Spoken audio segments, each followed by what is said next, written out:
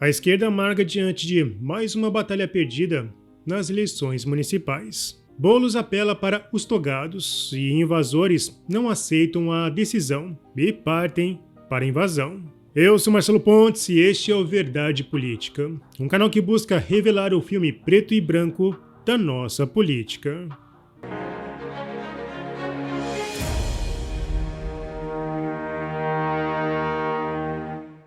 Desde 2018, o TSE, com a ajuda de universidades públicas aparelhadas, vem monitorando o comportamento nas redes sociais. Apesar de haver um sistema altamente eficiente de monitoramento nas plataformas, que em várias ocasiões chegou a atuar como censor, o Estado ainda demanda mais. O mais bizarro é que o STF e o TSE, sem o Legislativo, querem impor uma identidade técnica para estas plataformas. Ou seja, eles querem que elas se comportem como censoras em uma linha automatizada.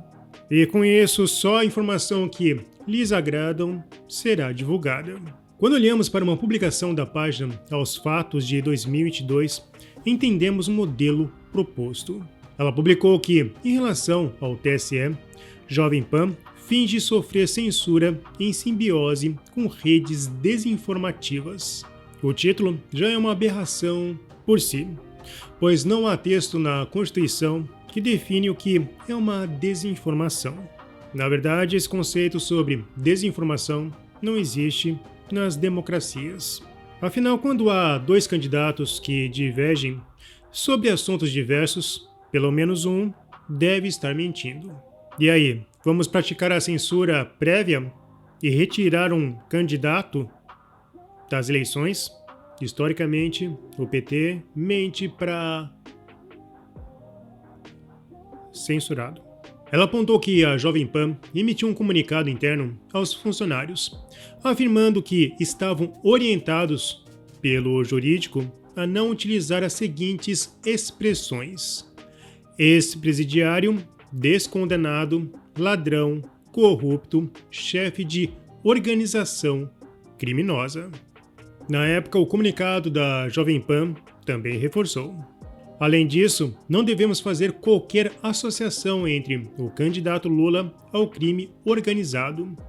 E mais, as críticas aos ministros e ao judiciário não são recomendadas pelo nosso jurídico neste momento. A Jovem Pan é uma rádio tradicional, fundada em 1942, e passou pelo regime militar com menos danos do que agora. Aos Fatos afirmou que ela fingiu, pois muitos jornalistas continuaram usando as palavras profanas. E parecendo um órgão de inteligência da Gestapo, apenas parecendo, ela gerou um gráfico do número de vezes que a Jovem Pan proferiu aquelas palavras. Em 2017, portanto, antes da prisão, chamar Lula de chefe de quadrilha não era calúnia, nem injúria. Lula da Silva foi preso no dia 7 de abril de 2018, após ser condenado em um processo relacionado à Operação Lava Jato. O STF anulou as condenações de Lula nos casos da Lava Jato em 2021, mas isso não significou anulação das provas. O TRF4 analisou as provas e aumentou a pena de Lula, e estes não foram acusados pelo ministro Fachin. Desde 2016, a esquerda tem enfrentado a perda de sua hegemonia em meio ao levante anticomunista e anti-esquerda. E essa situação é acompanhada por um aumento claro na censura, que parece escalar na medida que a esquerda perde o poder. Como a Folha apontou, o PSOL, PSTU, PCB, PCO e UP foram varridos nas eleições municipais. O resultado para o PT também não foi bom, pois o PL de Bolsonaro ganhou em 4 capitais e o PT de Lula em apenas uma, Fortaleza. André Fernandes perdeu por pouco e, como era esperado, muitos questionaram as urnas eletrônicas. Nessas horas, a contagem manual do voto físico faz falta para consolidar o resultado do virtual. Lembrando que a base da democracia é o convencimento e não o voto. Em São Paulo, Boulos, do PSOL, ganhou apenas em 3 zonas eleitorais. Foi uma derrota esmagadora.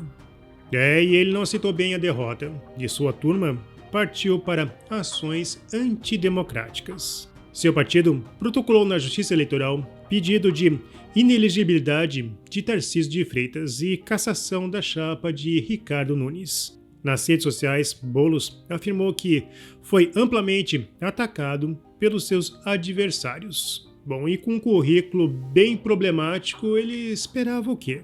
Ele apontou o caso do laudo médico publicado por Marçal, que na verdade não lhe prejudicou, mas sim o seu adversário. Ele também tentou ligar uma notícia sobre o apontamento de que o PCC tenha orientado voto à esquerda. A Secretaria de Estado da Segurança Pública de São Paulo soltou uma nota que ganhou as páginas de notícias neste domingo. A Secretaria de Segurança Pública informa que o sistema de inteligência da Polícia Militar interceptou a circulação de mensagens atribuídas a uma facção criminosa, determinando a escolha de candidatos à prefeitura nos municípios de Sumaré, Santos e Capital. A Polícia Civil investiga a origem das mensagens. E as palavras exatas ditas por Tarcísio de Freitas após o seu voto neste domingo foram: houve interceptação de conversas de orientações que eram emanadas de presídios por parte de uma facção criminosa, orientando determinadas pessoas, determinadas áreas a votar em determinados candidatos. Houve essa ação de inteligência, houve essa interceptação.